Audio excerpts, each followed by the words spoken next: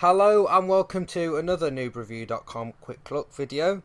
This time we're taking a look at the thoroughly underrated game Xenoclash. Joining me this time it's fellow noobreview.com writer Jose Luis. How's it going? Hello Kieran, thanks for joining me today. Now, I know for a while you've been trying to produce a video for Xenoclash. Why is it that you wanted to revisit it? Okay, check the video and you will get, like, for starters, look at the aesthetic of the whole thing. Ain't it weird as fuck? Yeah, it's rather strange. I mean, that hat, that's just not fashionable anymore, is it really? You know? What's going on? A bit of background. The game was created by Ace Team, which is a Chilean studio from like the place where Rack's from. You can actually see the whole, like, many of the buildings and things actually have some of an Inca vibe to them. But the whole look is very alien. It's actually a first-person brawler done with the Source engine. And it's a very fun one, by the way. It doesn't have a lot of moves or anything. You will probably see in the video. You basically have a fast attack, as it's doing now, and knees to the head. Lovely. To a woman as well. She's kicking people in the ground. But that's about it. I mean, doesn't have much more. You also have a hard punch. Right. Yeah, more kneeing to the face there. More kneeing to the face. Wonderful. I mean, seeing in the video, you're gonna feel it's pretty repetitive. But the thing is that if you are at the helms of the game, like if you are controlling the game, it's one of those games that every punch you throw, it has an impact. Like, you can actually feel your punches hitting the other people. It's really weird to explain. Each attack that's landed kind of has weight to it, doesn't it? Exactly. Yeah. And you have to, like... It's mostly about controlling the battleground, like, for example, throwing people to the side so they don't overwhelm you. As you notice, when they have an arrow on top of them, it's because you're focusing on the enemy. Right, okay. It's quite a weird concept, isn't it? We get a lot of first-person shooters, but never a first-person brawling game. Yeah. It's extremely original game. I actually think that it didn't really have the success it deserved because... Just look at the whole damn thing. It's a weird alien world with these weird ass people around, and it's also a very weird concept for a game. It's like weird all over. Yeah. That's definitely the vibe I get from it. Yeah, it definitely doesn't help either that the whole story is not really well carried. I mean, I have a soft spot for this game, but I really cannot be kind on this department. Like, this is the fucking beginning of the game, and like, this is not a spoiler. This is more like how the story is structured. Right. The game starts with Gat, with the protagonist, running away from his brothers because he's killed his father-mother. Yes, father-mother. As what? Like, right, okay. Like, there's this weird birdie thing that basically is the father-mother of all that bunch of dudes and more weird-ass dudes. And you don't really know why Gat has killed father-mother or why this whole thing started. So now you have, like, the whole beginning of the game is basically running away from father-mother and their brothers. By the way, it has shooting sections, as you can see here. Ranged weapons in the game are absolutely crap. It's done on purpose, so you actually have to resort to your fists. But it does have, like, these shooting gallery stages, which are really boring, to be fair. And it doesn't, like, the fun thing of the game is the fights. Right.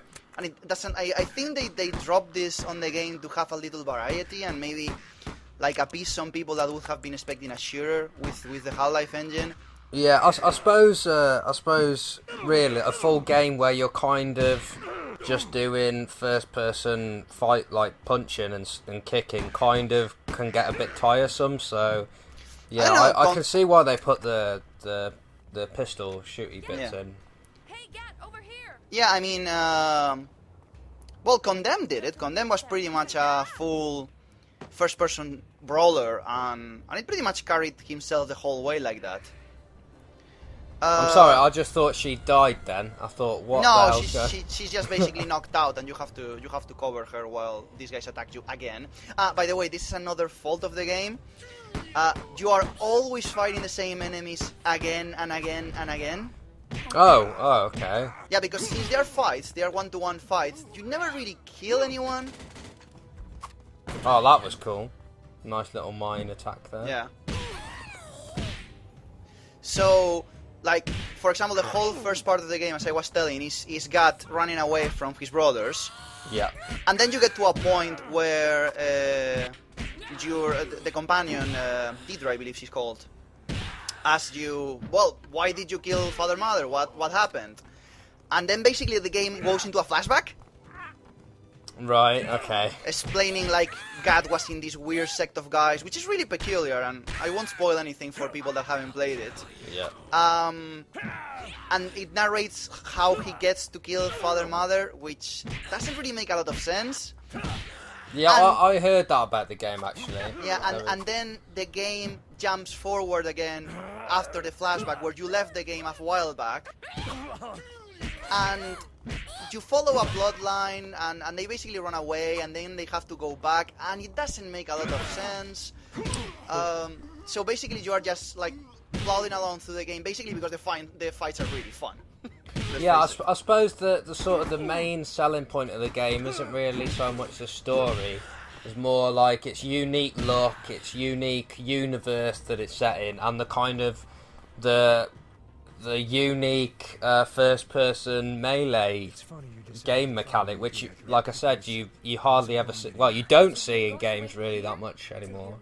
Yeah, definitely. Anywho, She needs a haircut. She needs a haircut, and I've always asked myself in this game, are those horns natural or are they a decoration? Yeah, she's quite a devilish looking woman. Yeah. So I've cut another tutorial part here, mostly because it doesn't really show you much of the game. And this is one of the infamous shooting gallery sections. Ah, you've got a bow now, sort of. Yeah, that's another thing with the game. Every time you start a shooting gallery, you start with a ranged weapon, and it doesn't really make a lot of sense. Like, many times you ask yourself, like, how did I get this? Like, last time I was, like, running away from these guys. I basically ended up kneeing someone on the face, run away to the next face, and suddenly I have a gun. Yeah. And even in the shooting gallery bit before, what we just saw, you kind of just threw your guns down and just started punching and kicking anyway. So yeah. It's like, kind of makes the whole thing redundant, really. Yeah. And this is the worst part of the game, really, because many of them are also something of a score mission. Right. I don't remember right now if they can actually knock down the Adra on these shooting gallery beats, but she certainly doesn't help much. She doesn't shoot much. She's basically just she doesn't look around. like she's helping much here. Yeah. To be honest. So she basically just gets a lot in the way, and later you have another NPC going with you. Right. So yeah, this is probably not the best part of the game. What the hell? They look like some weird dinosaur lizard creatures. Yeah. It's really weird. I mean, and if you notice, like, for example, when he's loading the crossbow, I don't know if you noticed that the ammo in the crossbow are like these small skulls with rings on their noses. Right. Okay. That you basically tie down to the crossbow, and you have also like a very weird musket that he basically just loads a rock in it, and then passes like a burning a hot rod through the like the ammo the ammo slot.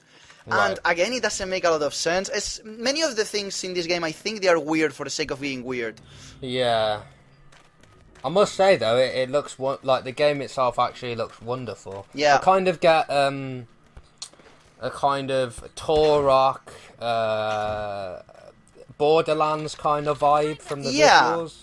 Yeah, it certainly reminds you more of a comic book than anything else. And that, like, the good thing about this is that the game is already 3 years old, if I'm not mistaken. Oh wow! And okay. and it still looks really good. It does. still does really good. The character models are still are a bit outdated, but the whole thing, the fact that they look so alien and cartoony, kind of makes them endearing in a while. Yeah. Originally it did not have it, but the game afterwards being launched got like a mini expansion for free, which is basically like a Tower of Trials where you basically have to like do survive fights for as long as you can with different handicaps and not. It's okay. I mean, if you're really enthralled about the fight system, you can have multiple hours of fun with that. But the game, all in all, is very short. Right. And well, this is Xenoclass. I hope you liked it. It looks lovely. It's a bit weird. There's gonna be a sequel this year, I believe. So gotta keep your eye out for it. Thank you for playing. Presented by Noob Review.